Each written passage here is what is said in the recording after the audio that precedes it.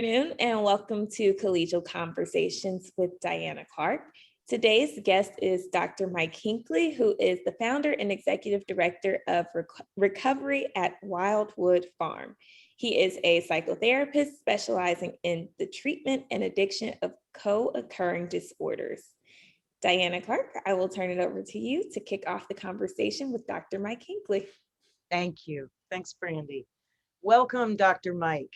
I understand Hi, Diana. that is what the people around the Wildwood Farm call you, right, Dr. Mike? That's right. Great. Well, welcome to our little show today. What I am most intrigued about before we talk about Wildwood Farm are those major things you did before Wildwood Farm, because you bring an enormous bevy of experience in very wild areas to the work you do. So tell us a little bit about that. You know, it's kind of interesting that a lot of people find my background of relevance, because when I started out in grad school, an archbishop here in Connecticut informed me that he wanted me to become a plumber, where I would handle different issues of different interests and concerns and gravity. And so I was trained in family and marriage development, as well as spiritual development. And then I got the doctorate in healthcare ethics and service of a client. And I became an ethicist and focused on end of life for a great deal of my work, especially persistent vegetative patients. And that was back when we were trying to figure out whether or not someone should have life support. Tube feeding was the big issue. So I was part of that big conversation back then. And I was the ethicist for the Catholic healthcare systems here in Connecticut. And which you're probably referring to too, is my work with Mother Teresa. I was connected and associated with her for much of my young adulthood, and gained a lot of insight and perspective from her on the boundless efforts made for the dignity of a person. And that's really the bedrock and foundation of a lot of my work today, is we're in service of a person and an understanding and have a clarity of who a person is, what a person is. I went on. Yeah. No, go ahead. If you had more, yeah. Yeah, and then I went on to work in the inner city. My last pastoral assignment for 10 years, I was a Catholic priest for 20. My last 10 years in active ministry as a priest was in the inner city. And that's how I got to understand drug addiction, how it leads to poverty, and the real trap that many people find themselves in homelessness, especially prostitution and sex work. And from there, I went on to studying at Fordham and got a degree in social work with a focus on mental health and addiction. Started my own practice after working in several organizations in addiction. And we've been doing this for quite some time now. And Wildwood is developing and moving forward and growing. And it's great to be connected with programs like yours that are trying to serve people in a fullest of ways. And our reach now is national. We work with agencies all over the country, and we deal with each client as an individual, trying to help that person really accept themselves and address the things that have complicated their life and made it difficult. And that's what we specialize in, especially with the LGBT community. So is Wildwood Farm a actual farm, or is that just a name of a property? No, it actually was a very large farm at one point that's been broken up. And so what's left is really a hobby farm. We have a few acres. We have 3 acres that we have 2 residences on, the farmhouse and the cottage. And at the moment, we accommodate 14 clients, and we have plans to add more beds to bring that to 20. And that's kind of the number we want to stick to, is 20. But we have goats and pigs, 30 chickens, you know, and a beautiful sheepdog, Old English sheepdog. So we do have animals. We have vegetable gardens, flower gardens. So there's enough on that acreage to be active for the clients, to engage in that, as well as their psychotherapy and other what we call active therapeutic experiences. You know, sailing and that kind of stuff is what we're moving toward.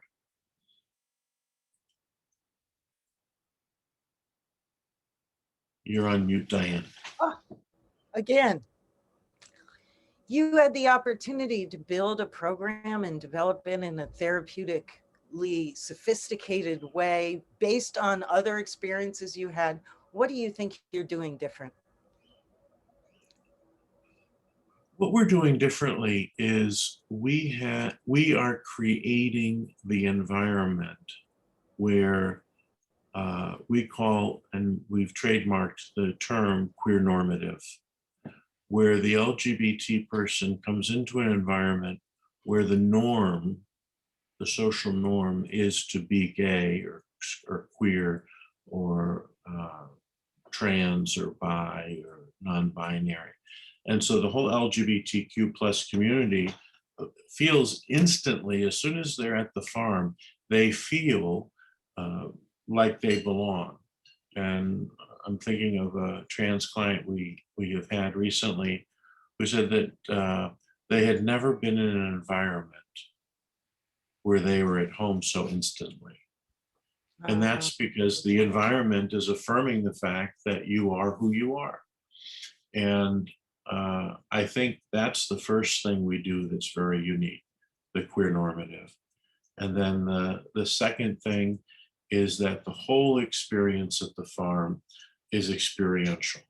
You know, the experience, experiential, that's not the best phrasing, but the experiential, the therapeutic value of experiential exposure to how do you relate to boredom?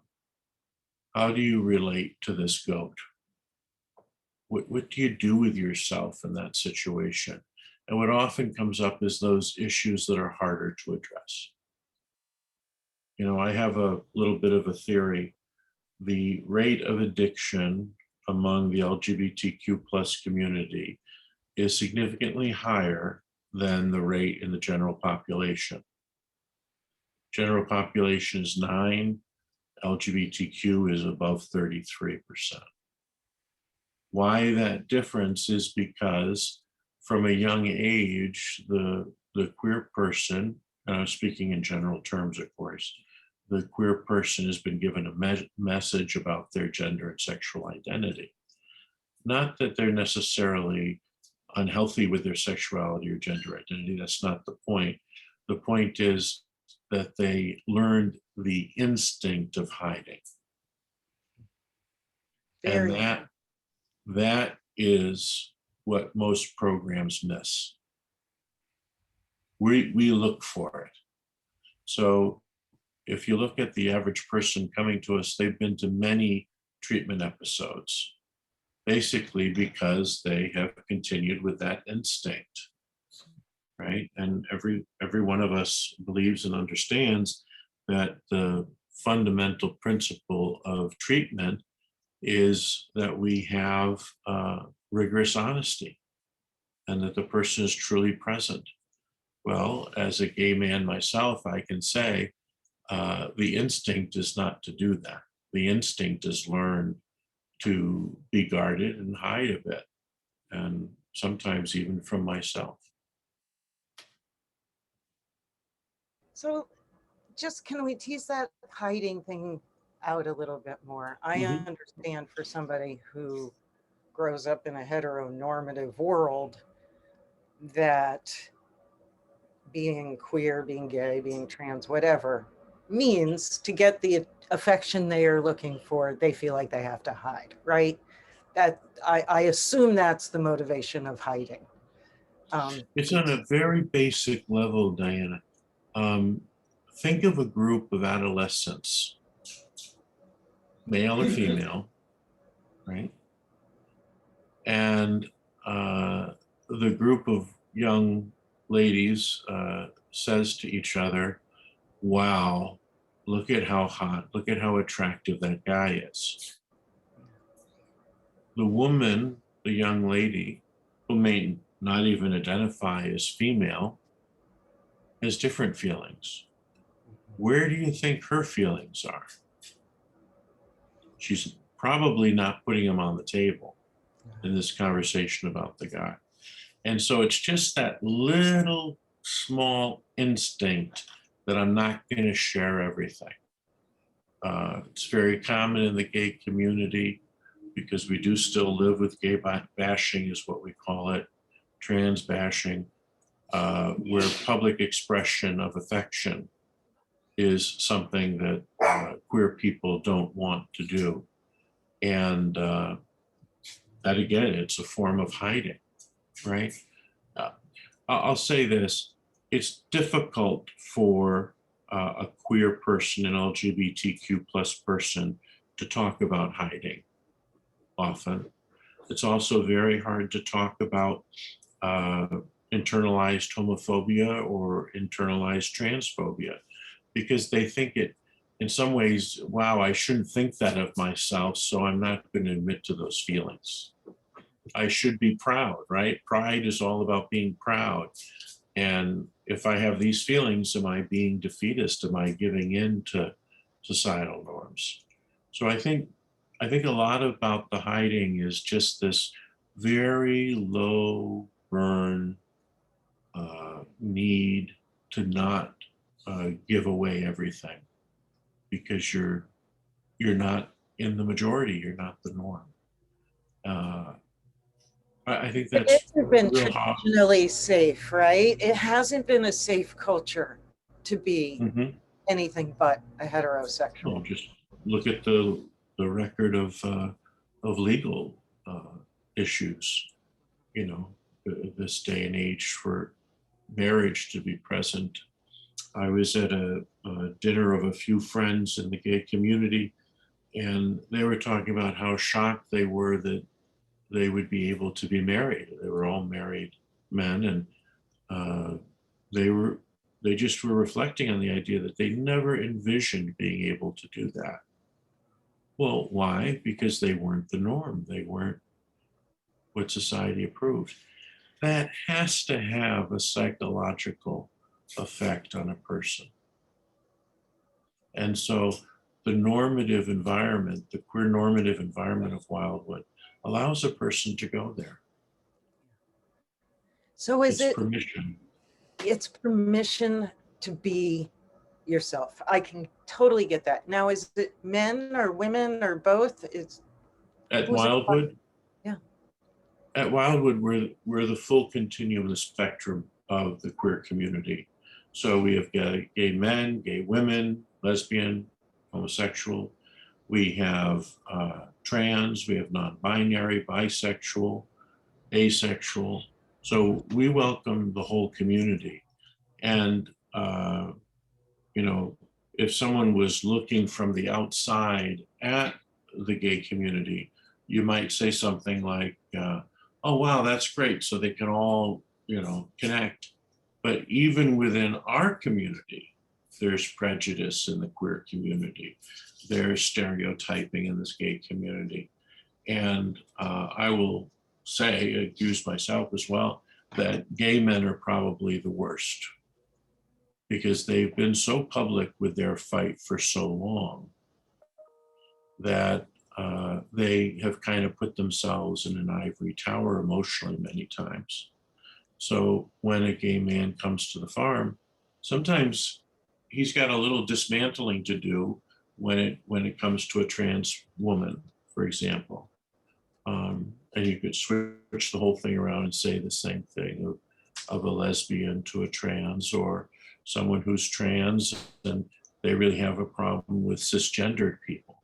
So all of that has to get worked out too.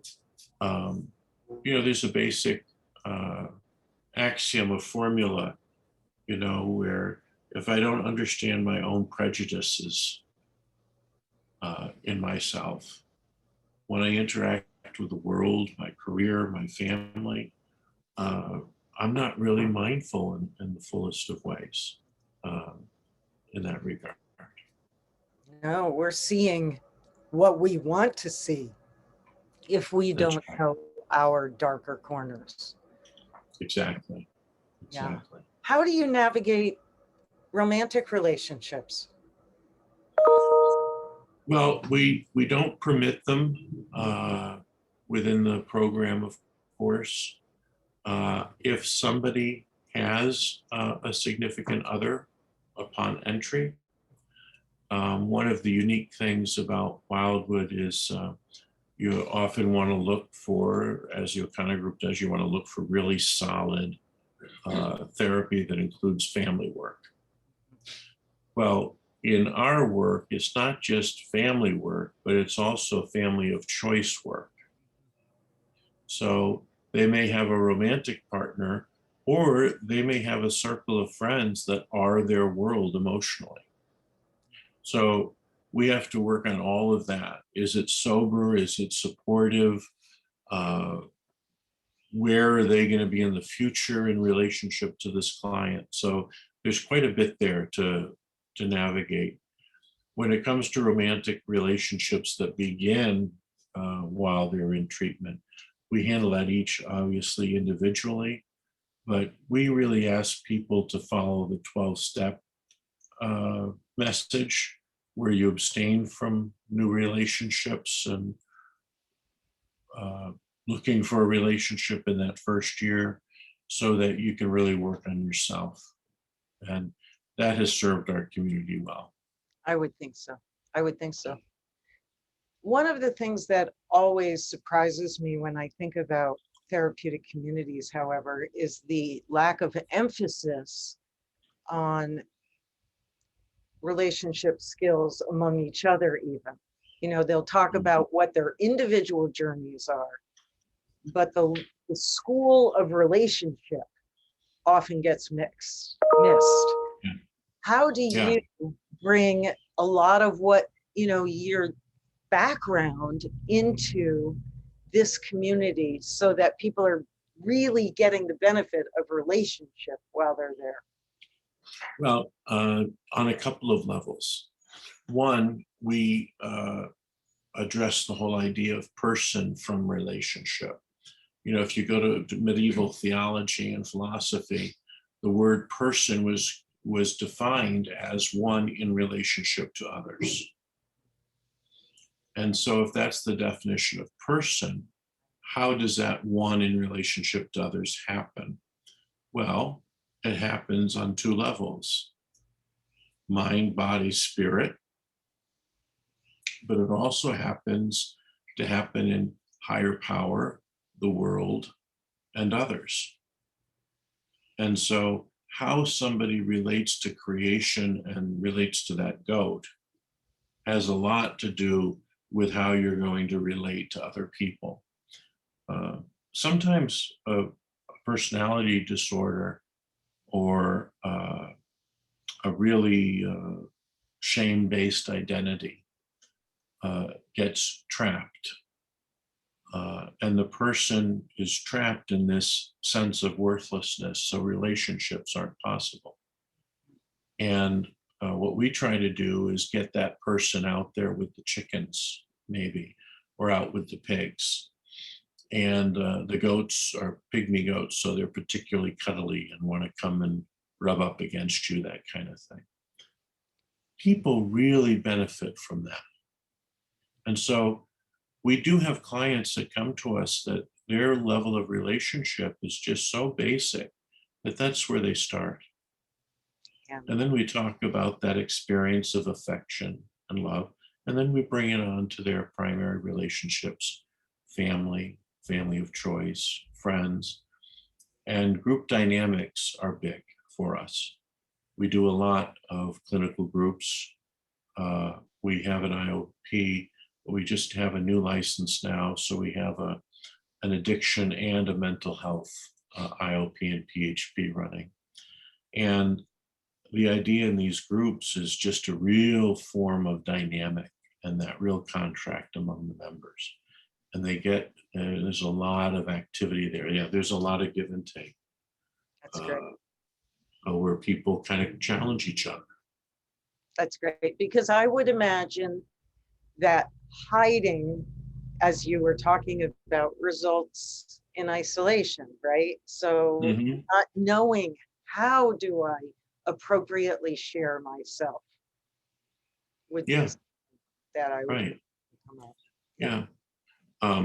Other people might have a similar conversation and get fixated on the word coming out of the closet. And we're not using that word closet at all. We're talking about the person, right? So it's a shift in thinking. Yeah, absolutely. Absolutely. Yeah. Wow. Well, I, as a fan of both Mother Teresa, I have to say, so, and her work in Calcutta, and have done a lot of reading about it.